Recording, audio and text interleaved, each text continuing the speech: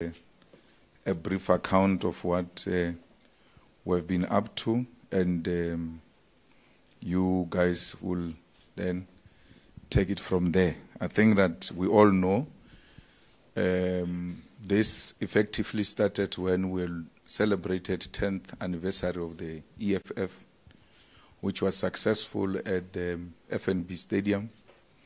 And subsequent to that, we launched our manifesto at Moses Mabhida.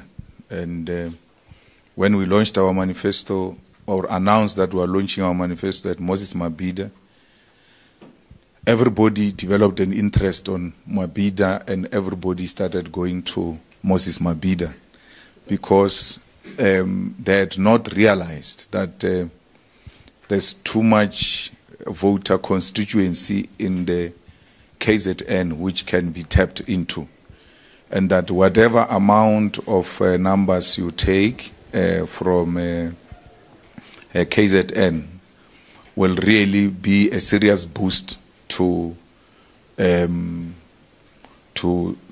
organization that has made an effort. And as a deliberate move, we went to KZN and decided we don't want anyone from outside KZN. We want everyone who is from KZN, strictly from KZN. Because we said we need to go and break the new ground. But the EFF's inspiration was necessarily inspired by 2021, where EFF got more than 330,000 unexpected votes. And we took that as a loud whispering by the KZN people who were saying we are ready for the EFF. Therefore, we went to KZN. And then from there, we went all over South Africa to launch our manifesto. Firstly, Mabhida was successful, and there's no single other manifesto which we launched after Mabhida which was not successful. Rallies by their own nature, you convene, or in the rallies, the people who are converted are the ones who converge. So you bring the ones who are converged into one place, and those undecided. So when people run a campaign, they run a campaign on undecided voters. You don't run a campaign on strongly EFF or strongly opposed to EFF. Strongly opposed to EFF, you don't waste time. So when you do a rally, you are targeting that undecided voter who looks at the beauty and the success of the rally and the speeches thereof, and then makes a decision. Some just look at TV even before they hear the speech because they are so undecided. You just hear a person say, "Ah, my organization," because they can see that this is a serious organization. So they are not a waste of time. Their target is an undecided voter. And most of our people get influenced by that. And then we now are engaged in town halls, especially in the minority areas, because there is a say. I didn't know, Budali, that there was a say that I'm anti-Christ. I only heard that when I arrived at El Dorado Park. And I asked the EFF people as to what is your response when they say I'm anti-Christ. And they were all giving all sorts of answers. But there's a simple answer to give to ordinary masses of our people who are being deliberately misled. You just say, Malema built the house of the Lord in honor of his mother in Seshio and went to open it with Jacob Zuma. How does he become an antichrist? So, and you can see these guys are like, okay, give me the speech where I said I'm antichrist. They're trying to find it. But it's a big question which needs a simple answer. So we go into the town halls in the minority areas, in the virgin areas where we never had a strong presence, to come and speak to people about our manifesto and allow them briefly to raise their concerns, because we are no longer in the process of drafting manifesto. We have heard what people want, and we are dealing with that. But as an ongoing engagement with our people, we give them that opportunity to ask us questions. We have established what we call branch election task forces all over South Africa. A branch election task force is an election structure of a ward based. And we also established VDETFs, which are called Voting District Election Task Force. Voting district, we normally call it voting station. So each voting station in South Africa gives us 8 people. And then those are the people who campaign for the EFF. Not 8, 30. 30 people. I know Limpopo is 30. But a minimum of 20, 30 people. From that, we take 8 as party agents, females and males. And amongst the party agents, we want some people with some pre-matric qualification, former civil servants, former professionals, former student activists. Why? The presiding officers of IEC bully illiterate, innocent people in the villages. So you find a presiding officer is a principal of that village. He's the only one who's got a baggie. When people are sick, he's the one who takes them to the hospital. And then you go there, you are an EFF party agent. He says all party agents must sit at the door during counting. When you try to speak, he looks at her, Wena? And then you're like, hey, let me withdraw, because this guy knows our family problems. So we need someone who can be up to that principal, or no, wait, I was a principal myself before. I'm a retired principal, I was a presiding officer. You can't say I must stand there. I have to stand here.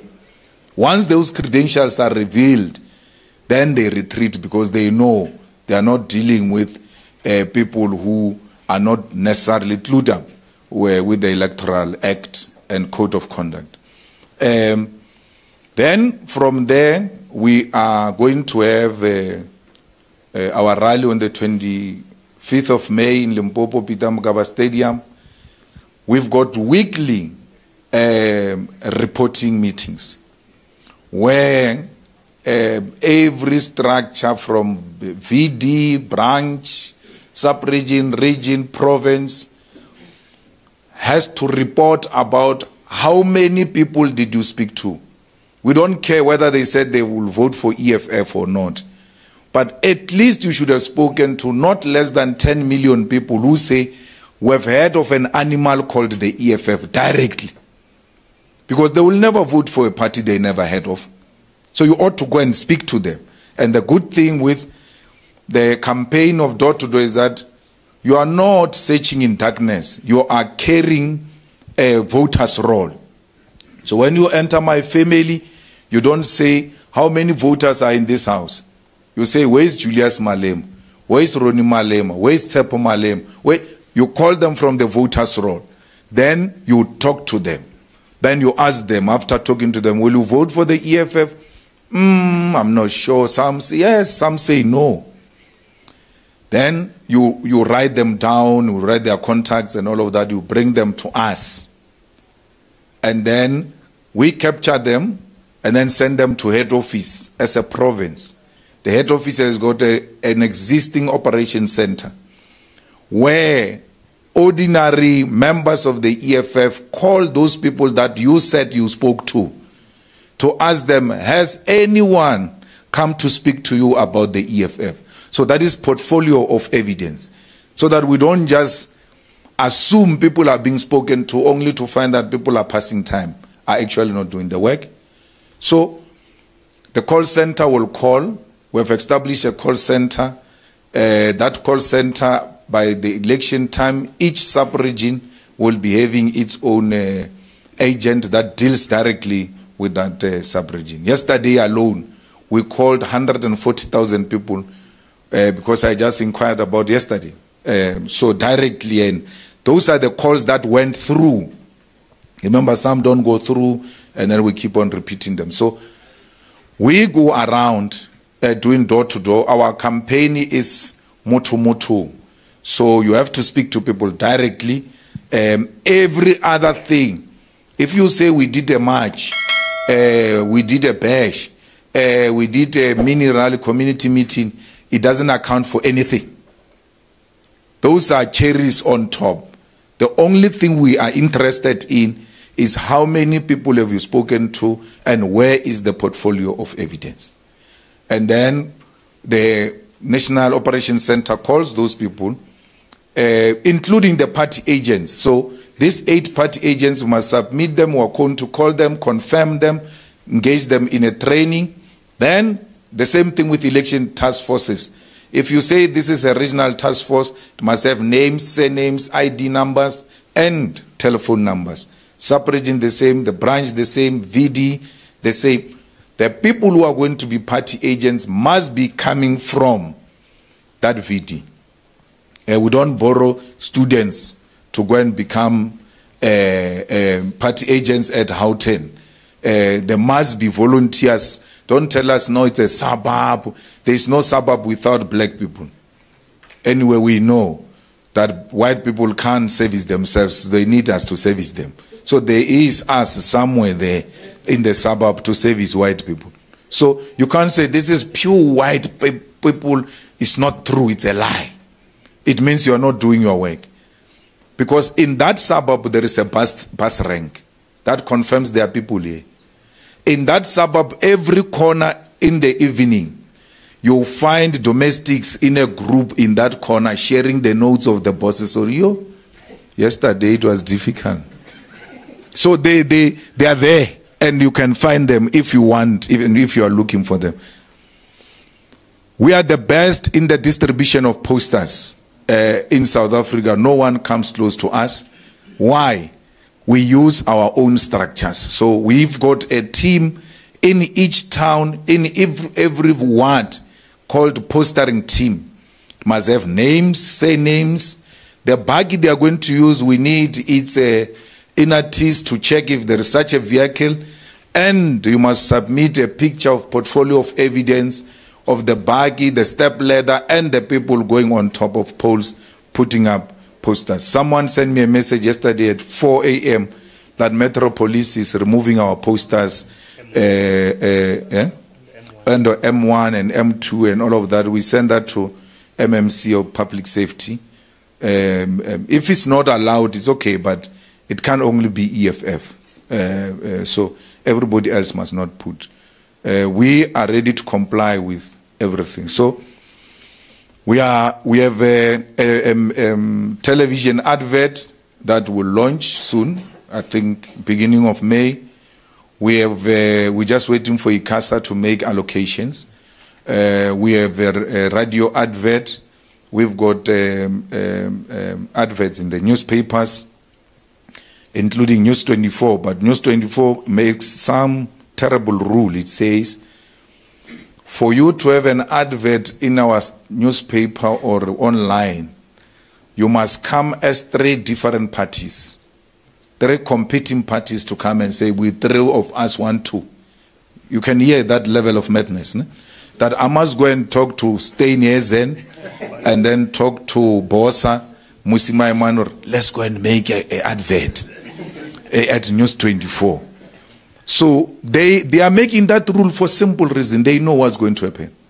They know the Oppenheimers will place an advert of Rise Mzansi, Sarah, and Bosa.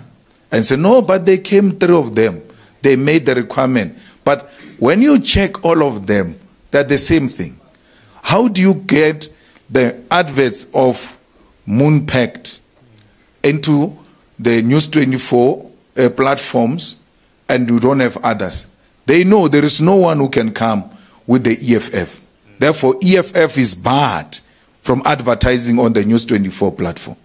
They use some funny strategy to exclude you because they know even if you go to PAC, even if you go to Azapo, they will not afford to advertise on those platforms. So the EFF is excluded from advertising on the News 24 platform. Because when that rule was presented, I just knew what it means. I know how racists operate, and I know how racists exclude people.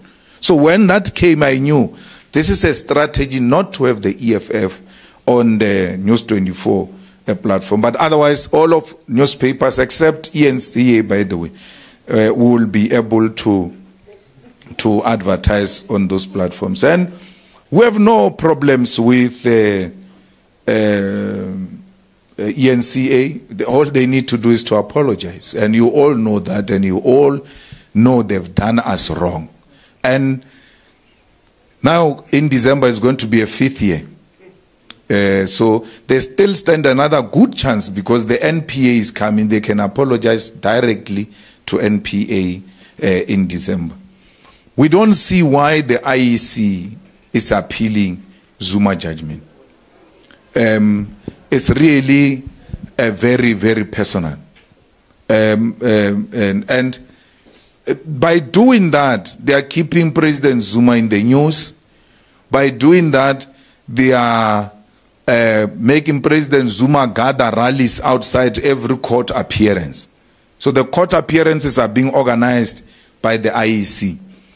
We might be thinking the IEC is acting against Zuma, only to find that Mashinini is behind the strategy of the IEC to keep Zuma in the news. So you must not sleep. I mean, for the first time we saw Advocate Ngugai Toby struggling. And then he came at the JSC there. I went to him and I was like, I was here busy interviewing judges, but the social media observers are not giving it to you this time. He said to me openly, that one we've lost. Because he knows there is no case. So if they know there's no case, what is going to happen? Why are they doing what they are doing? And some silly mistakes that are being committed by the IEC. Remember, we have got 110% confidence on the IEC. But they are making so many stupid mistakes in a year where the election is highly contested, where they're supposed to be perfect. We are going now for 30 years of democracy. They've got the necessary experience. I mean, go and look at that signing of the code of conduct by the IEC. Anele was right to demand a picture. Why are you asking for my picture? You don't publish it. And you publish logos. My picture is my logo. It's me as an independent candidate. They didn't have that. They went to do raffle there, took out a name of an independent instead of a political party. Why do you put independents and political parties in one basket? Why? And the woman who was presiding over that code of conduct signature thing, she did not have a brief of what was happening. She didn't know what was happening. That thing was supposed to be seamless to inspire confidence. She's chairing that thing. Half the time she's been corrected by that guy. There's a guy there who came and said, you can't call an individual. Here it's a slot for political parties. That time they had called Zagi Ahmad. And you saw how happy she was. When the name of a political party came, the whole smile disappeared. And you may find it was only Zagi Ahmad's name in that thing of independence. Because also I was questioning, why do you guys agree that there must be balls in some shuffling thing, but you have never seen the names that are in that ball? What if the EFF name is not there? Each party must be given its name. A ball must be put there. We must all line up dropping the ball inside that shuffling thing to be sure there is a name of the EFF.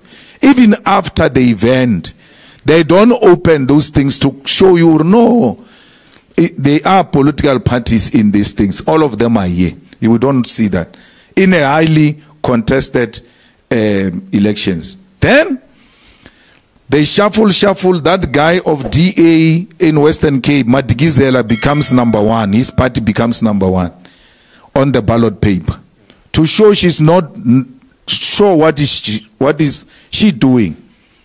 She then calls political parties as they appear on the ballot paper to come and sign. But parties as they appear on the ballot paper, Madikizela's party is supposed to be number 1. So what is the benefit of being number 1? Because you just won the number 1 spot now. We had to wait even for a moment for the ballot paper to be changed and then be placed again on the board. Madikizela, what is Madikizela's party, man? African something. It's number 1. But no, we are going to call parties according to how they appear on the ballot. They jump Madikizela, they do the old. Because once you are number 1, you start benefiting from those things immediately. And to be called to give a speech as number 1, about 2 minutes each, you are likely to give 3-4 minutes because people are not yet tired. And after you, they're like, we're going to stick to time now, but you are done. Those are the benefits of being number 1. But that was ignored because she insisted on chairing that thing. She was not supposed to chair that particular thing. All of this, without a letter, I called the CEO of IEC. I said, you can't do what you are doing because this election is going to be the most difficult election. Once you go and mess up on the day, instead of us rallying behind you, everybody is going to be listing, but they did this, they've been coming. So you can't afford to make that horrible mistakes. And that includes leaking the list of other parties. I'm just happy they did not go anywhere close to the EFF list in terms of leaking, because we were going to tell you the name and the address of a person who leaked our list, because we're not going to allow that nonsense of a person undermining democracy. But nonetheless, I think all are the issues that we as the EFF are doing. I spoke about the ENCA that is more than welcomed to the EFF. The News 24 has made it its business to decampaign the EFF. And we're being nice and we're being polite. And when we respond, we're going to be called anti-media freedom, anti-this, anti-that. There is no organization that has this kind of interactions with the media and highly accessible to the media in South Africa other than the EFF. Organizations, I speak of parties that are well represented in parliament, not these things that are run from the boots of cars. So, of all parties, we are the most transparent. We are here. That's why we are here. We have been here before. We always have press conferences. We couldn't have this time around as often as we want to have because of the program on the ground. But you've got a media house that has taken a decision to just be anti-EFF. Mazoti gives EFF 200,000 in 2014 as a contribution. That is a sin he has ever committed, because if he had not paid that money, this animal won't be here. That is his punishment. Leave cigarette, what. Then they say Mazoti is the biggest funder of the EFF, biggest funder. Ombudsman says, big relative to which one? Because you must compare them. Do you have others? No. 2. Which other donations has Mazoti ever made since 2024? No, that one of 2014, that one of 20, no, only that one of 2014. So why do you call him the current funder of the EFF? And you say EFF is even better because he made donation. And then MALEMA, why do you say he's the biggest funder of MALEMA? What do you have? That Mazoti is a funder of MALEMA? The whole newspaper, Adrian, having taken a personal racist decision and chose to become typical of a racist white boy who suffers from white privilege, attacks the EFF unprovoked and does that consistently, now came with the rules that exclude the EFF, because the rest of other parties, they can come together carrying each other. They are funded by one person. EFF has to go and look for other partners for it to advertise on News 24. talk about suppressing other political parties, the right to express ourselves is being violated. So we are going to take News 24 to the Electoral Court, because we cannot allow a media platform to run a political campaign against other political parties. They need to declare that it is free and fair for certain parties who want to advertise on that platform to be excluded on the basis that their competitors are refusing to come with them, to come and advertise. When the DA opens its mouth all the time, says, no EFF, will never work with the EFF.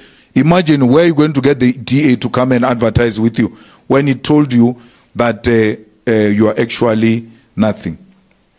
You know, Tina Jumat was killed after the reports were given that Tina Jumat, there's threats on her life, and she was being questioned by the Hawks and all of that.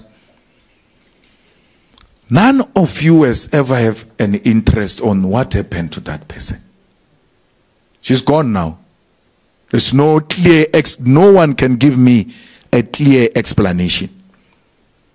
But what comforts me is that when the public protector reported this to Parliament, the Speaker, Mapisa Ngakula, defended this mess. And when it was her turn, they didn't defend her. That's good. That's how they eat each other. But there was recordings where Tina Jumart was saying bribes are needed from Pemima Jodina, from Janji, from Ugadewetre. Eh? Yes. Oh, Mapisa. Ngakula was also going to get the pushing of her pensions. Nothing. With recordings, she can't say, okay, let's institute some smaller inquiry because there is some prima facie evidence. Nothing.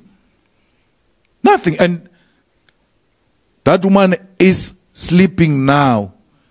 No justice has been achieved for her. You have a speaker who is in trouble with the law.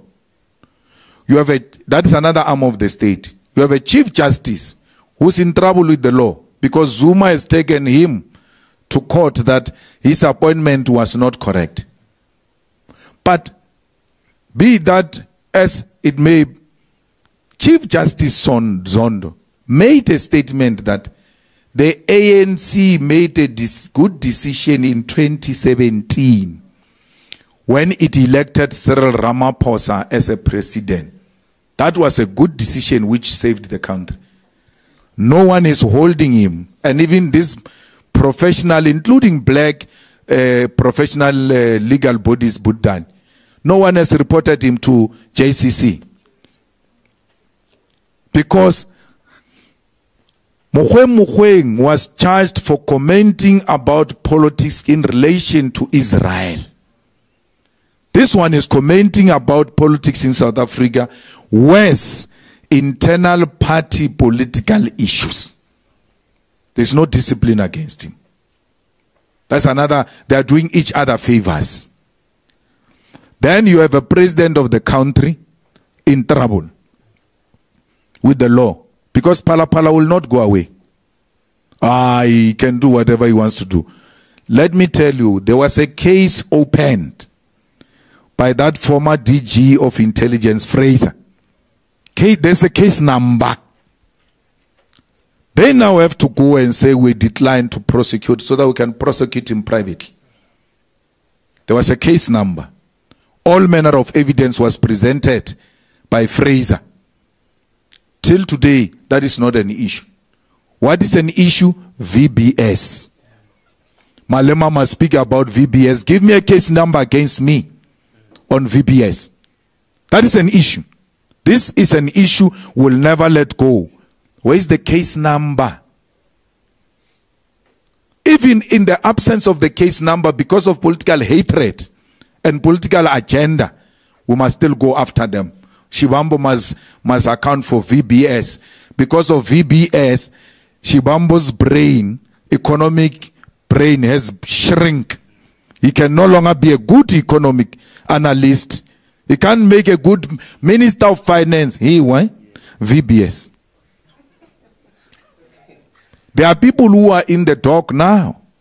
There is a white man, former CEO of VBS, who was arrested and who confessed, now serving time in jail. People are being prosecuted on daily basis, especially in Limpopo. There's former CFO, CEOs and all of that.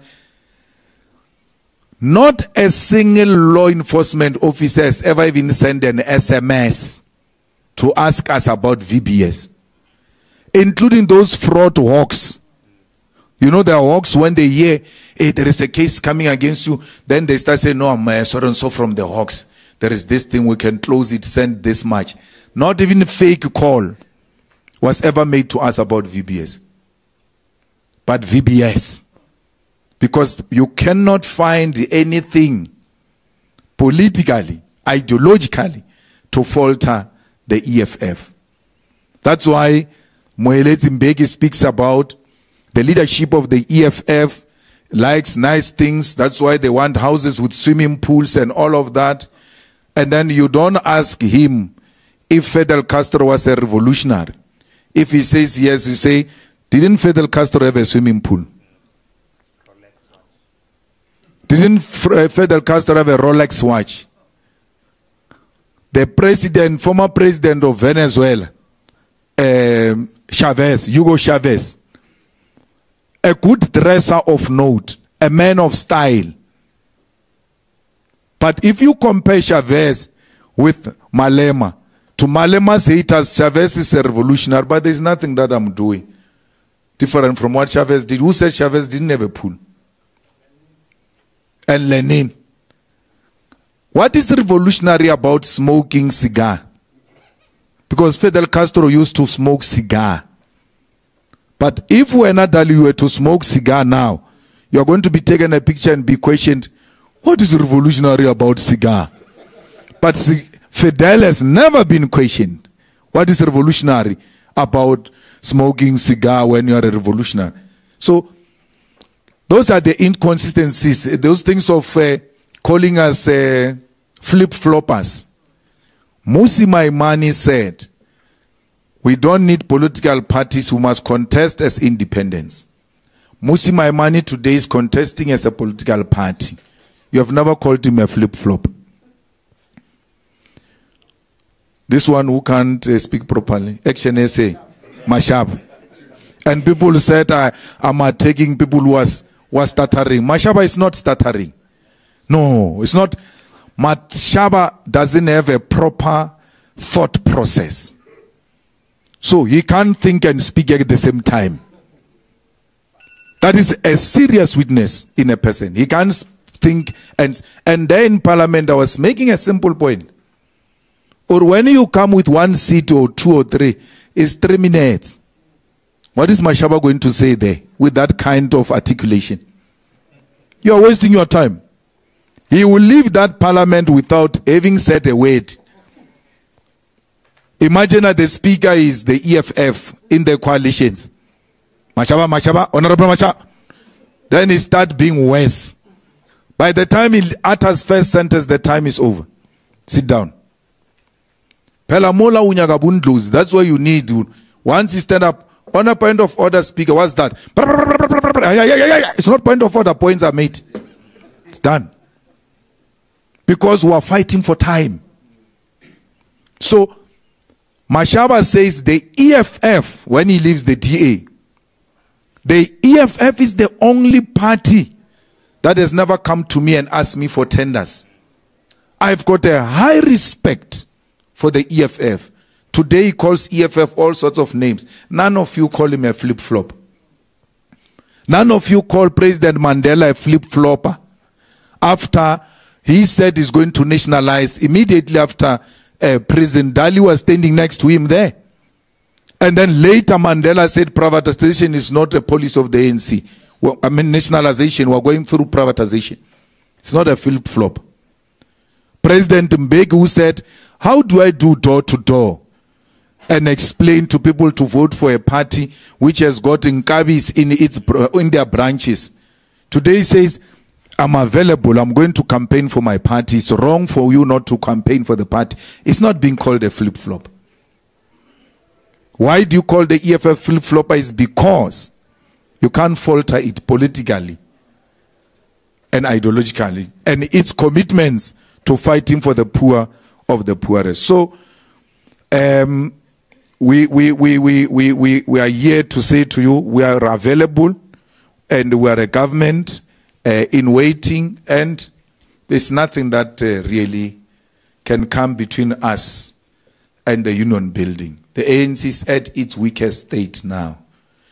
If we miss this opportunity, we're gone, we're out. This is an opportune moment for South Africans to make a serious historical turn, because 1994 we thought we were there, only to realize now that we are now in a more crisis than we were in 1994. So the coalitions, as my last point, we are open to talk to everyone. And our demands are very simple, which have always been. They don't change. Yeah, they can change here and there. And we are not far with many parties on what needs to happen. I mean, ATM, Mazapo, PAC, MK, including the ANC, by the way, on the land question. We are not far apart. We had actually had an agreement. Was it in this hotel? In this hotel, with the ANC, that we are going to expropriate land without compensation. And they developed a cold feet. That we are going to nationalize the Reserve Bank, that we are going to establish the state-owned bank. These two we followed up when we got into Parliament. We made proposals on the nationalization of the Reserve Bank, made a proposal on the establishment of state-owned bank, and the nationalization of mines. And one of the simplest demands we made was remove the stem from the national anthem. We can find another Afrikaans version if you want Afrikaans. But the stem is not an Afrikaans version. The stem, it's a political song which cemented white Afrikaner superiority. And they were singing this song when they were torturing our people. In Flag Plus, when they were having you encaged, they bribe meat there, they drink because they are drunkards. When they get drunk with the smell of their meat, they start singing this song. Today you are a survivor of Flag Plus. You must come and sing the song that is reminding you of the torture. Can you imagine if someone was to stand here and say, let's ask all the Jewish people to sing Hitler's songs? What's going to happen to you? You won't see the light of the day. But we are being made to sing the songs of our oppressors. We are made to pay Budali an apartheid debt, which its weapons were going to kill us. You must pay for the weapons which were meant for your killing. We're being asked that. We can't. We need the EFF to go to the International Court of Justice, ICJ, for real issues, not this pretentious ANC thing of wanting to pretend like they've got a problem with what is happening in Israel. We need to go to ICJ and say, declare this 382 billion apartheid debt as a debt which should not be paid because it was borrowed by a system which you declared a crime against humanity. Someone goes to buy a gun, borrows a gun to come and kill me. Then ultimately the killing flops. They say, no, but this guy's got a debt which he took from us to buy a gun to come and kill you, pay. Why has the ANC not said, but we can't allow this? We can't allow this. With the problems that we have in this country, where many of our people go to bed without food, we are servicing the dead, which was meant to kill us. With a budget of 320 billion rands budget deficits. Can you imagine what we can do if that issue is scrapped? They say, no, you no longer pay this. How much we can reduce the international debt and service it at a reasonable rate, because the apartheid debt is taken out of that international debt. All of that has not been touched. It needs the EFF, because no one will ever do that. They are all compromised. No one will ever do that. We're losing a lot of money to illicit financial flows. We lose a lot of money to tax avoidance. They say tax avoidance is not illegal. It's allowed. And so we will pass legislation that will make it illegal, because the revenue of this country depends mainly on the taxes, because we've got a state which is not in business. All the state-owned enterprises are gone. So we're relying on the revenue. We cannot afford to lose a single cent from the taxes. So everything is not working, Buddali, except SARS. SARS is working. And someone was trying to mobilize me when they extended the contract of the commissioner. That, yeah, you see, this is illegal, whatever. But you see, I've got sympathy with this guy. Because I once spoke something political about him, that he's doing this. He wrote me a long letter and said to me, if someone dares to ask me what you said I did, I'll resign with immediate effect. Then I went to check him. I realized that SARS is no longer operating the way it was operating in the past, where it was weaponized against political opponents. They are working. The problem is that we don't have enough people who can afford to pay tax. When you go to SARS, if you want to see that SARS is working, miss your VAT payment today. Tomorrow, 1 past 12, midnight, a letter of interest comes in. No government institution does that. That says to you, hey, Mpofu, your passport is about to expire. They've got your records there. Come and renew. Your driver's license is about to expire. Come and renew. If they can have that system to make us, you missed VAT, this is interest. If they can pick up that, why are they not picking up these other service delivery related matters?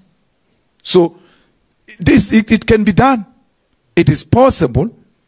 Why should we be sending electricity and water bills through some papers when we say the world has evolved? Every company today, you owe it, including SARS. Send you an SMS, or my guy, check your emails. The problems are too many. Then you open, you realize, hey man, accept your government. Accept the government that can't use the latest technology to enhance and speed service delivery. Only the EFF with a young intelligentsia, the EFF that is not immune to criticism, but EFF that loves men and women who are suitable for the job.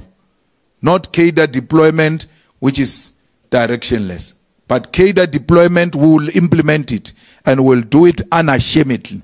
But the man and the woman must be suitable for the job. Not because they can sing slogans of EFF. That is not a requirement. Or even the membership of the EFF will never be a requirement. We can still have Naledi Pandor under the EFF government as a minister of international relations.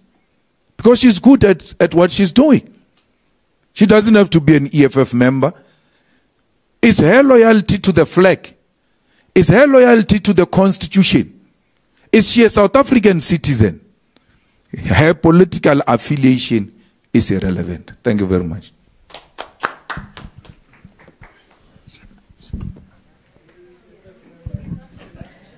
Thank you very much, President. Colleagues, now we are opening the floor to you so that you can engage the President. Tato, can you please come to the front to help me? We've got mics here in the front, and you can give colleagues. Dr. Sizwe would be the first one to... Let's just take three, because one would be... Tando from Business Day. Sizwe's question is going to be answered by that. So it's Dr. Sizwe, Jamie, because... Can we... Oh, we'll go to Jamie then, because there's no one else. So it's Dr. Sizwe, it's Tando, and then it's Jamie.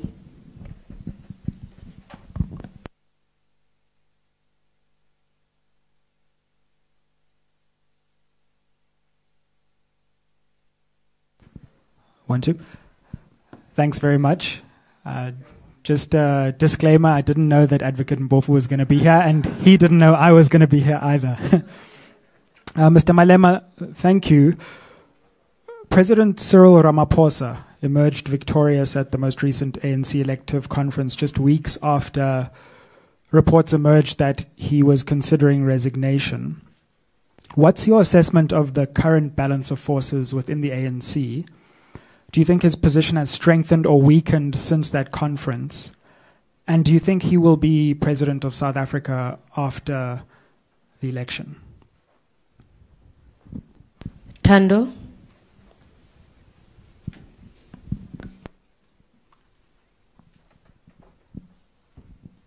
Thank you very much. Good afternoon. My name is Tando Mayeko from the Business Day. Just on various things that the CIC said and also on the manifesto. First of all, the EFF proposes a wide range of overhauls, particularly with regards to South Africa's tax system. One is to introduce a wealth tax. I want to know what percentage are you looking at. Second of all, the EFF also proposes increasing corporate tax from 28% to 32% with a 25% dividend tax. Don't you think that this is kind of defeats the purpose? Because most tax-heavy companies, such as mining and Sasol and let's say ArcelorMittal, will probably move their business elsewhere.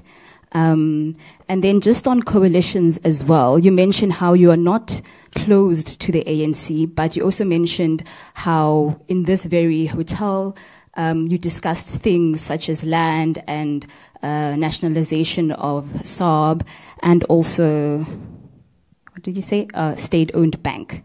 You guys agreed on that, but then they went to Parliament and did a U-turn. Are you not perhaps concerned that should you go with a coalition with the ANC, then the ANC would do a U-turn on any other agreements? And then this year is a EFF elective conference year. I understand probably in December. You have mentioned that you are open to a third term. Let's say May 29, EFF is in a coalition with other parties, and then you get EFF members in cabinet positions or as MECs.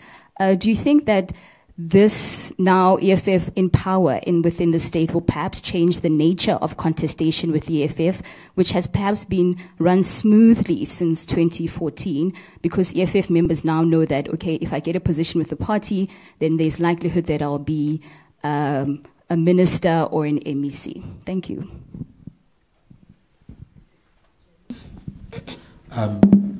Morning, Jamie Mighty from the Africa Research Desk. My question is around debates. Are you open to debating Mr. Ramaphosa? Do you see value in that? And do you think that the media should do more to cultivate an atmosphere where the political leaders can debate before the election? Thank you. President.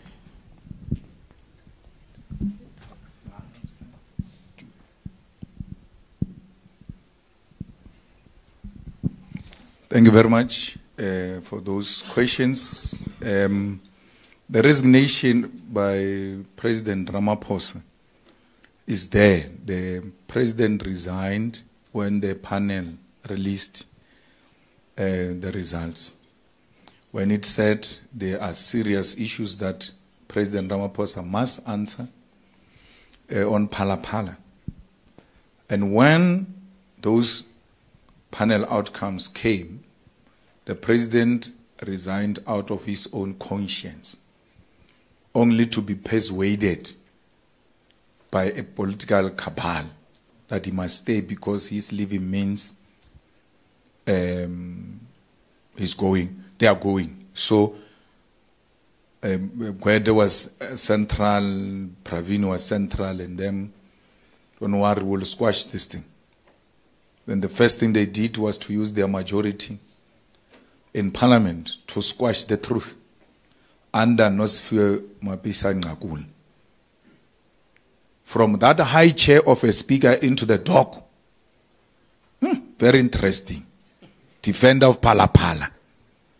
Had she held that guy accountable, maybe we'll be sympathetic. We have no little sympathy with a person who protected corruption of Ramaphosa in parliament. Not only that, you know, the day I once asked Floyd, I said, I think we must resign from this thing and just go and build an organization. That's the day they rejected an investigation on ESCOM corruption.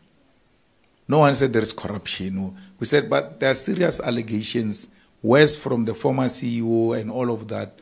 Let's go and check what's happening. You check what? This anti-corruption government of Ramaphosa defending not anything outside what is being done. An ad hoc committee that looks into the corruption of ESCOM, which is what members of parliament do from time to time. Said no. So what is going to rescue? I was listening to the recording of the NEC meeting of the ANC. What is going to rescue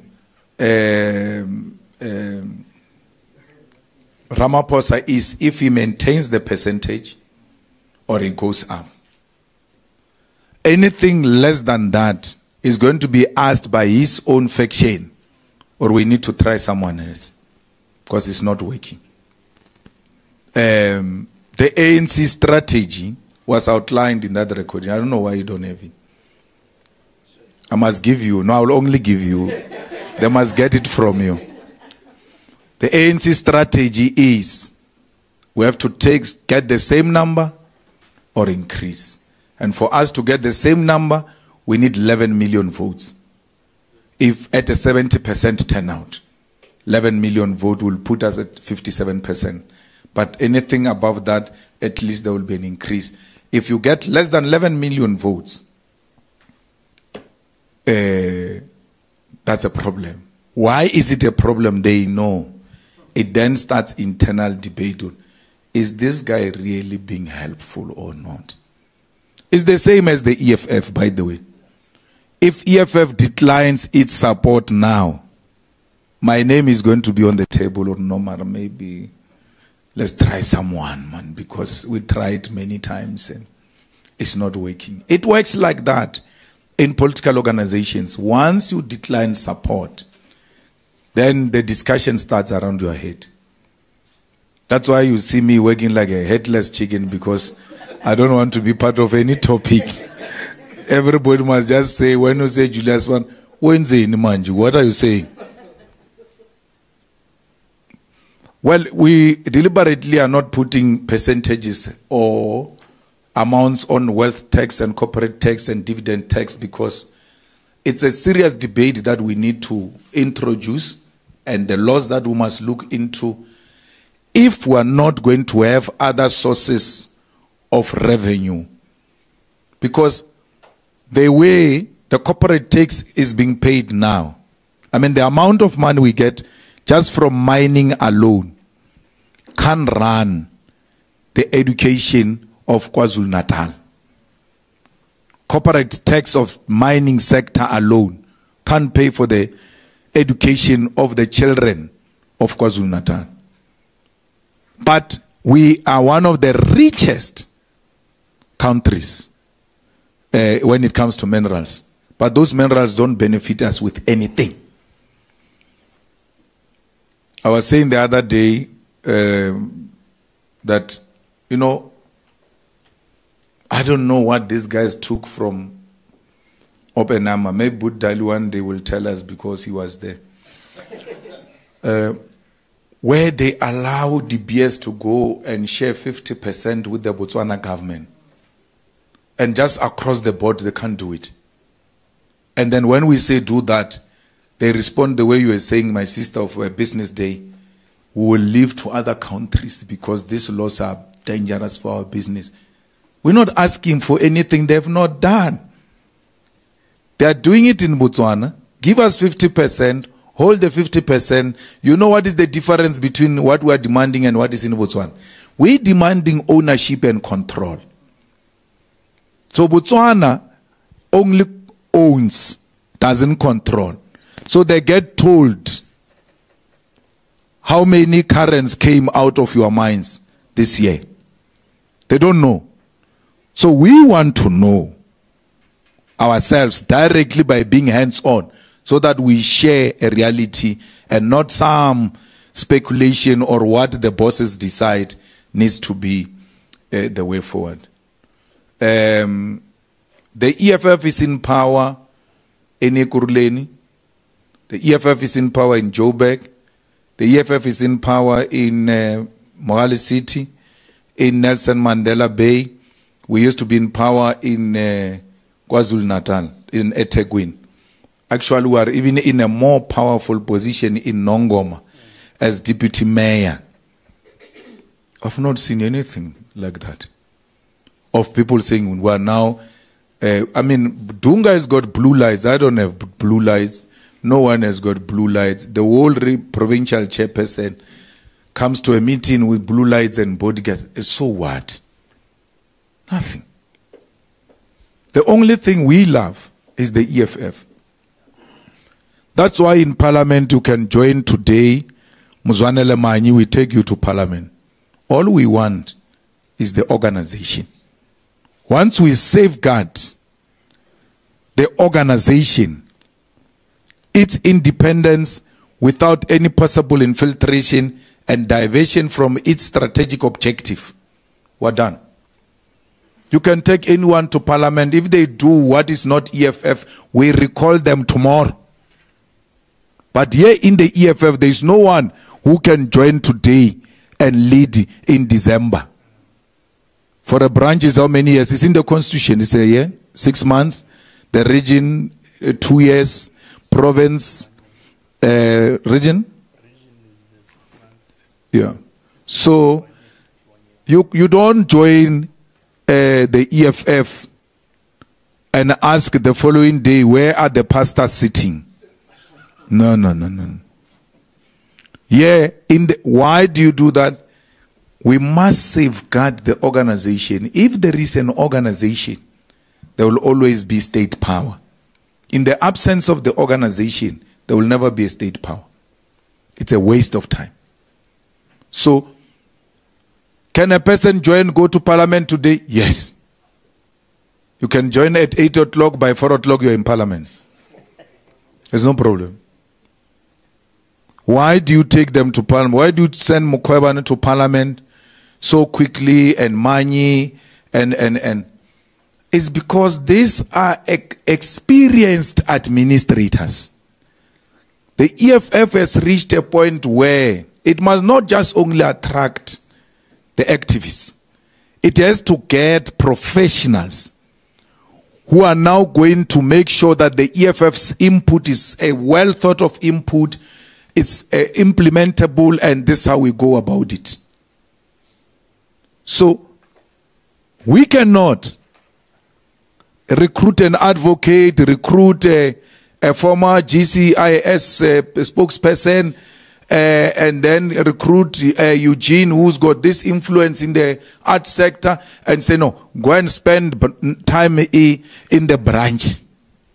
In the branch was sorted. We don't want anyone to spend time there. We're fine. Wena go and help us to make well-informed input when it comes to art in Parliament. The organization is well guarded, is safeguarded.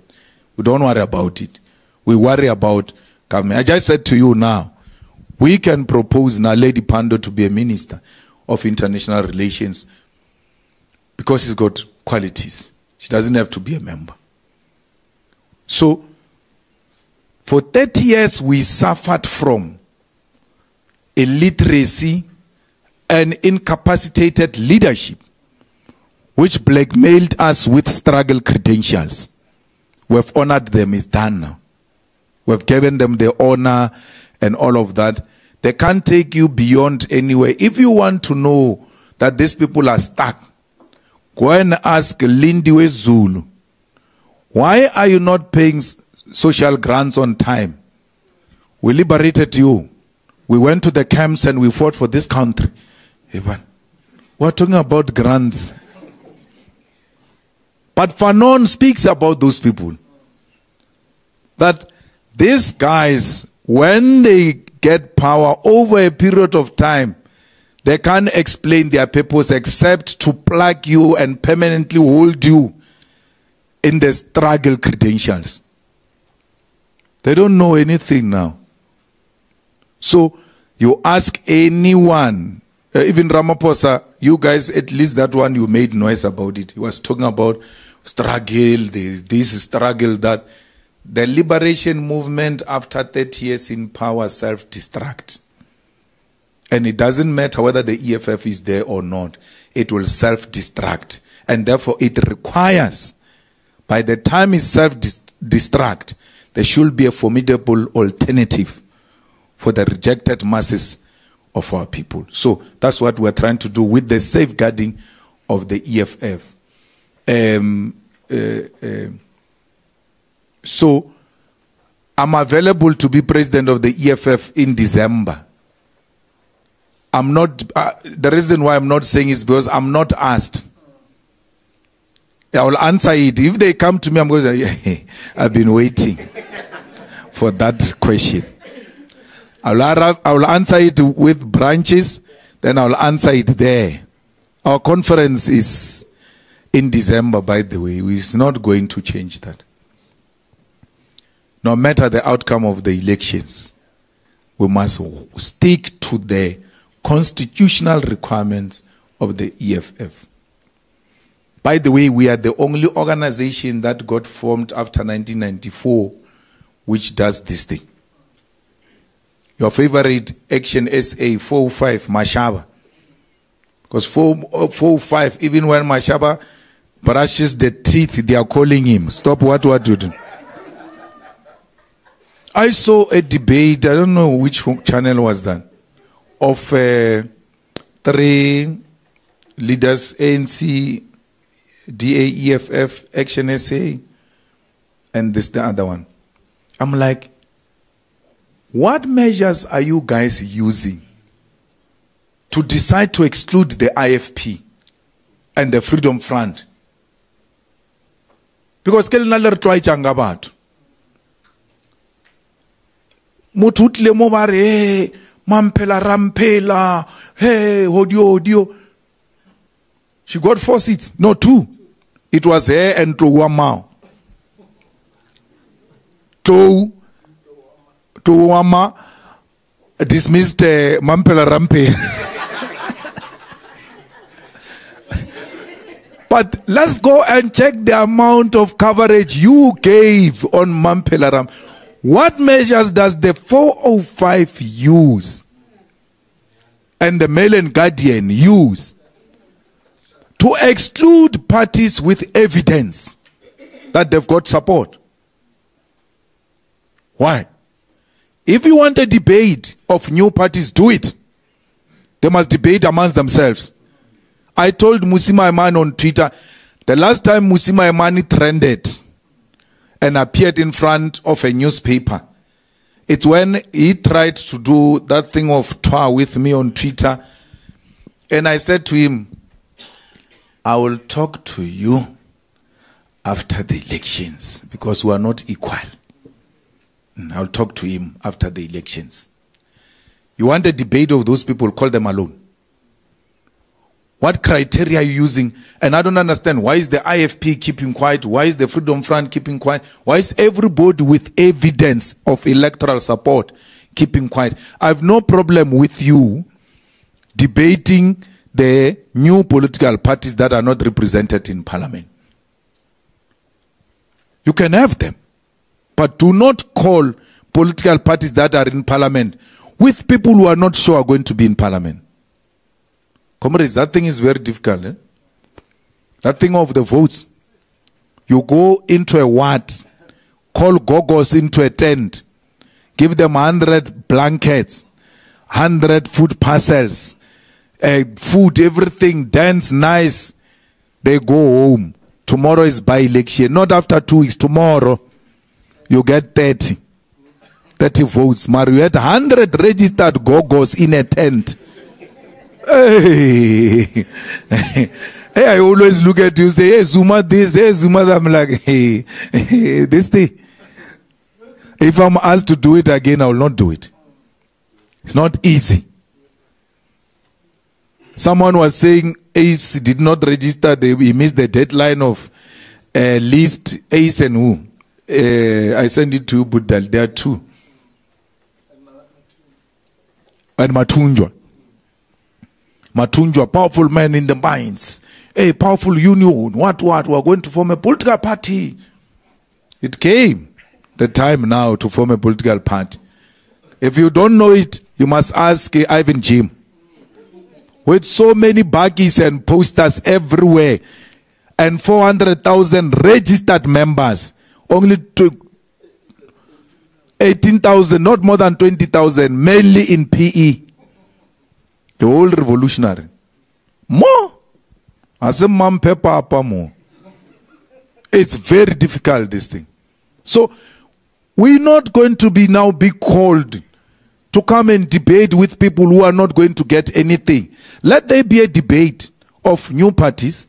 Let there be a debate of independent candidates.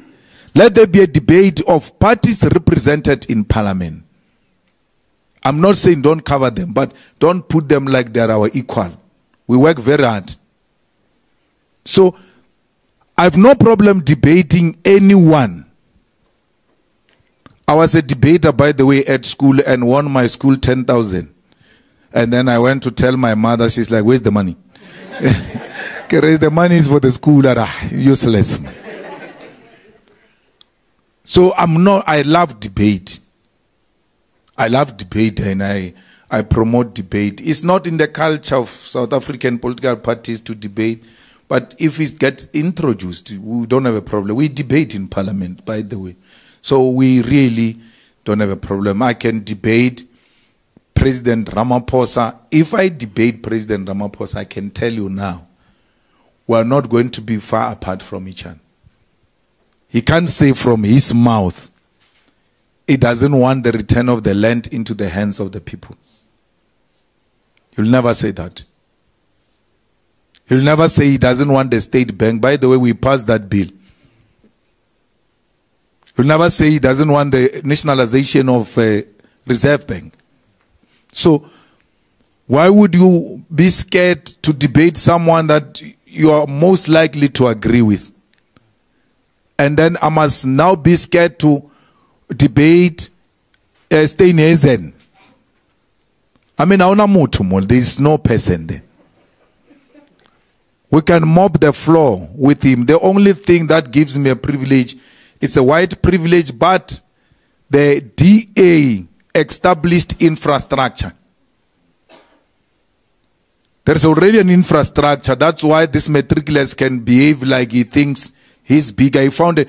If you put Steinhazen outside that establishment of the DA, you won't even be a councillor. You won't qualify. So, there's nothing to fear from a debate. It's all in your hands, guys. We are here. You say to us, Mail and Guardian had one in Forte. The deputy president of the EFF went, and the deputy president of the ANC ran away after confirming. We never ran away. We sent our deputy president. So there was another debate now, SABC, we sent Mzwane Lemanyi, and ANC sent Mtswaledi, and the only party that sent the president was PA, because the leadership of the PA is the membership of the PA. So they can't send any other one. So you can't say, no, take this member and send them. No. You must write that, you must have it in your mind. The leadership of PA is the membership of PA. So if they call a rally and erect a stage, they are all going to sit on the stage and there won't be anyone. And it was proven in Orlando Stadium. The leadership is the membership. So, and in the debate, you know, as a debater, when people debate, you always have that thing. The PA president says, now the Nigerians have taken over the business of drugs in this country. And he said, prostitution. They've taken, how can that be a complaint that people have taken over the business of drugs and prostitution? From who? They took it from you.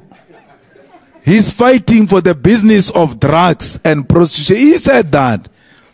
And if he was debating me, I was going to stop there. Are you fighting to prostitute people and sell drugs? Why do you say they've taken over? The takeover is not a problem. The problem is getting rid of drugs and arrest the criminals irrespective of their nationality. You know, when I speak about South Africans getting jobs, getting land, getting houses, Naledi Pando being must have a South African ID, has got South African political credentials. Those are the priorities. But in saying so, I must not speak bad about my African brothers and sisters.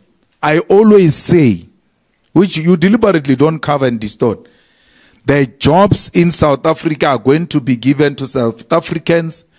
The only requirement is a South African ID and qualifications. I don't have to take a platform and say, no, Zimbabwean will work here. No.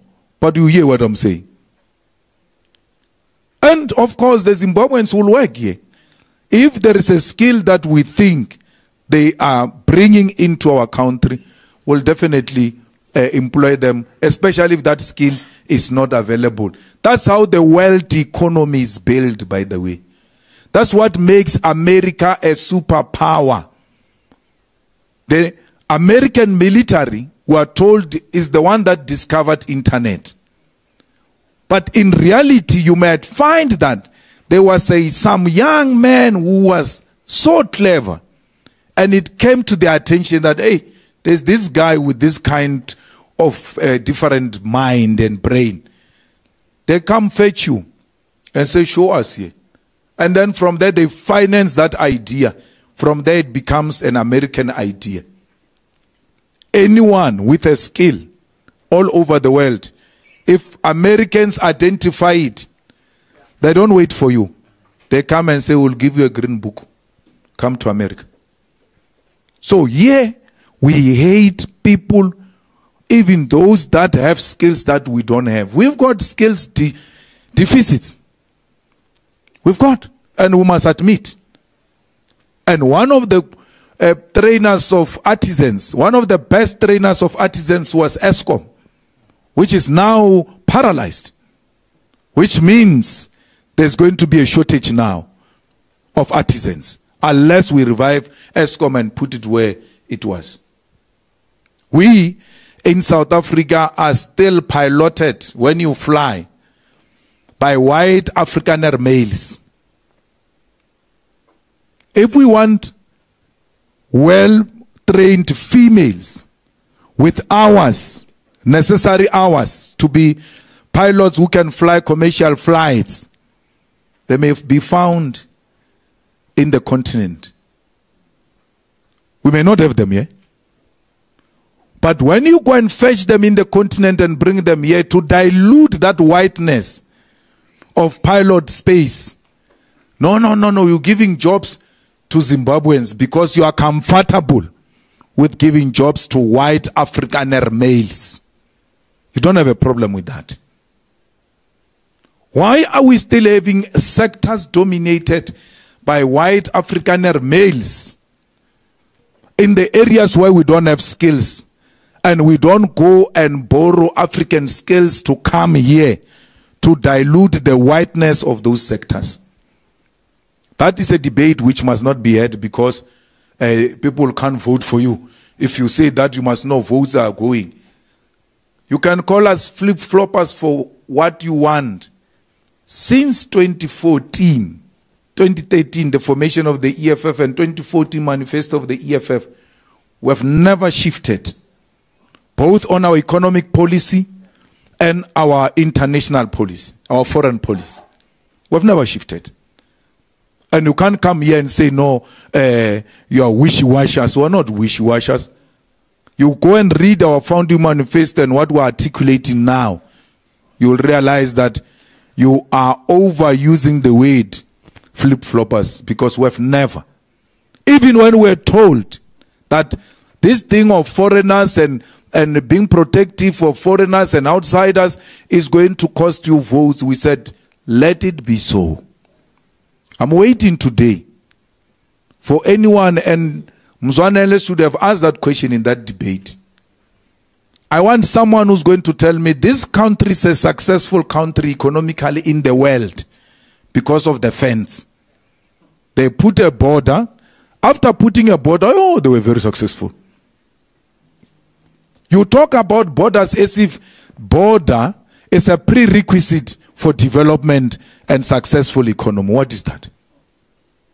What is that? We have never preached for undocumented people, because we would have said South Africans must not get IDs if we are promoting undocumented people. How do we say South Africans must have IDs, have an ID campaign during elections, and then the rest of others must not have papers? There's no such a thing.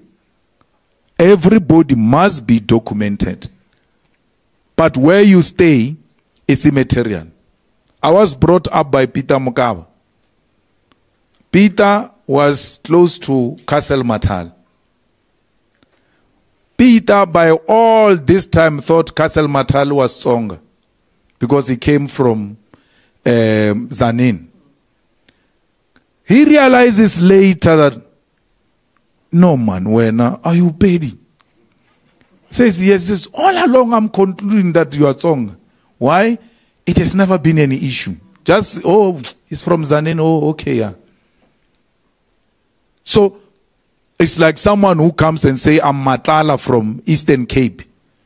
I want to hear Matala. I'm going to hear Eastern Cape, and that's it, done. But only to realize this guy is Pedi in Eastern Cape.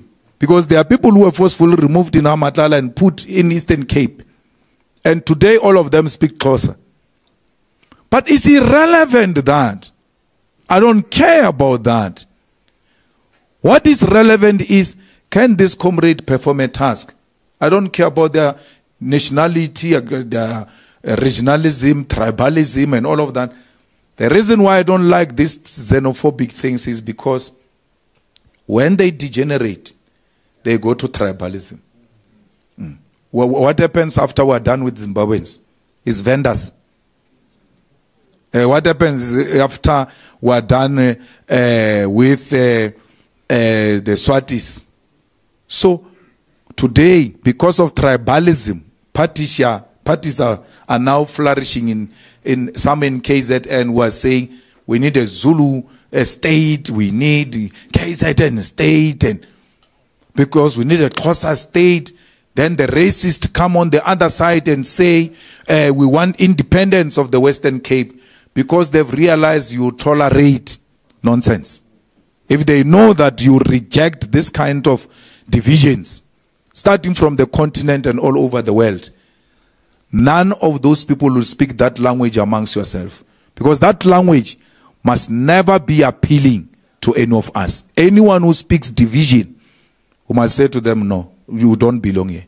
So that's all I can say. You're agitated now. No, I'm not. Sorry. Yeah. My name is Lukanya from Newsroom Africa. Thank you. Thank you, sir. Mr. Malema, I hear what you're saying, particularly on this issue of tribalism and all of that. But what happens if a guy that's named Van Rensburg comes and then he says, listen, I am here. I want to build. I want South Africa. I want to work. I want for us to work together. Because for me, there's a little bit of a distortion because just of what you had said earlier about the Afrikaner community, right? So now it's like, okay, when you're saying that political affiliation is irrelevant, for instance, in an EFF government, does skin color matter, or is that a barrier that you're not prepared to cross? The skin color matters because our problem was started by skin color. We must not shy away from that. And we never termed ourselves black, and we never said they are white. They are the ones who said we are black to distinguish themselves from us. So the South African problem is deep because it's racially based. So before it goes to gender, before it goes to everything, it first looks at the race. Then it can go into the other areas. I will not stop Van Tonder to come and invest in South Africa. But I will not have a sector in South Africa dominated by Van Tonder's relatives. This is exclusively theirs. When you talk agriculture today, the first thing that comes into your mind is an Afrikaner. Why are the blacks not there? They don't have the land. We're not going to say Van Tonder must go. Van Tonder, you have been having 30 hectares of land. From 1985 till to date, you only use 10 hectares. What happens to 20? What are the future plans? He's got no plans. Here is Mr. Tambo with plans. He has got no land. Use these 20 hectares of land or lose it. So we need to work together with white people. And I said in one event, when we take over some of these power stations that these people can't manage, we're going to invite these Van Tonders that were fired there to come openly.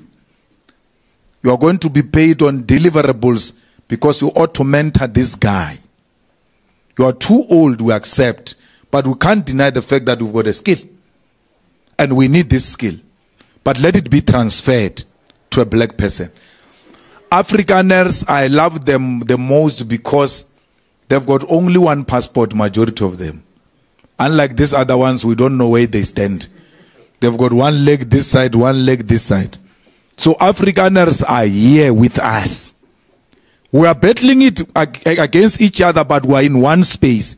And one day, we are going to find each other. We are not fighting because we don't want each other or wish each other away. We are saying to them, let the land and the wealth of the country be shared. That's all. And that to them means, hey, you don't want to, Afrikaners, you don't want to, because they don't want to share. And most of them, by the way, don't even have title deeds for those pieces of land. If we're to conduct land audit and ask them to produce title deeds, they don't have. They gave each other land before the negotiations because they said to these guys, this thing is inevitable, you ought to be sorted out now. So, there is a comrade of the EFF in Midrand. When we're doing land occupation, when people were doing those occupations for residential, he went to occupy a farm. And there was a farmer there who said, I'm going to shoot you. This is my land. He said, you will never do that. We're neighbors. I'm taking from here this way. You take there, go that way. It will never happen. The guy went to buy a fence and fence that place. Today he's farming pigs in that farm. They are neighbors. Even that white man advises. So I asked him, how did you succeed in taking that portion of land? He says, the community complained that that guy doesn't have a title deed. So when he saw the seriousness of that fighter, He realized this thing is going to put me into trouble if I overreact. Because now I'll have to produce papers. So let me be accommodative so that there is no noise around me. So there are many like that. From Rustenburg to Mafikeng, Thandi Modise was telling us when we were still in the ANC, they were building a road from Rustenburg to Mafikeng. And then they had to go through the farms. The South African law says if you expropriate, you must compensate. Then they went to the farmers, come, bring your title deeds. We want to compensate you. But that's our contribution. That's our, don't worry, it's a national road. They realized later they don't have title deeds. They are sitting on the land. And remember that thing of the land is very easy. We took the land in my ward, in Ward 18, there is an area there called Juju Valley, which now accommodates 3,000 families. I just said to the fighters, go and put a fence and keep quiet a little bit. Let's see what happens. We put a fence, no one says anything. So now put shacks, allocate stands now. Then we put stands, allocate stands. No one says anything. Now we realize, okay, but we cut a small portion. So we keep on extending. So the information reaches these guys or no man. By the time you go there, that place will be finished. Then they make a contact. They say, hey man, want to talk. Okay, I'm listening. No, that land, hey, what are you doing on that? They are no longer here. That was their father's land. They left it. We used to be very scared of their father, who was called Magdup, who used to monitor his fence with a pike. We're scared of their father. The next thing, this farm that we're scared of as we grow up, the fence gets stolen. There are no cattle grazing there. So I realized, man, this is available. Let's go there. We take that land. The children call when we are now extending. We say, no, come down. They come down, we speak. I say to them, no, I hear you. From today, you can't say this is your land. This one going this way with the sheikhs belongs to these people. Where now you own this one, going that way. Otherwise, if we don't agree, we're proceeding this side. We can leave you with something. No problem. Just stop here. This one you can take. Then the municipality of the ANC took us to court to remove us on a private land. We arrived at court and said to the court, this one has got no standing in this court because this is a private land unless he produces a title deed. Then the court said, where's the title deed? Municipality too. Go away. We have settled there now. These guys say they are going to do middle income housing. I said to them, that's very good. But you must put water. When you put water there, you put also in the Juju Valley. When you put electricity there, you put as a social contribution. So that we can protect this land, we know we are benefiting from it. So Afrikaners have got no problem to share. They want a decisive leadership that is going to say, we are moving in this direction. I did that already. And I'm not telling you a theory, it's a public thing. You can go and check it out. In Ward 18 in Masakani is there. They will tell you. Now put boreholes, there is a soup kitchen for those poor people there and all of that. We are now fighting in the municipality to formalize it. And the owners are ready to subdivide it and hand over the title deed to the municipality. But these crooks of the ANC wants the men to give them the price when the man has already given us the land. They say, no, you can't give it for free. You must give us the price. We pay you, then we come from the other side to take the money. We are on the land without paying a cent. The government is prepared to pay a cent. Those guys have never asked for cent. Thank you.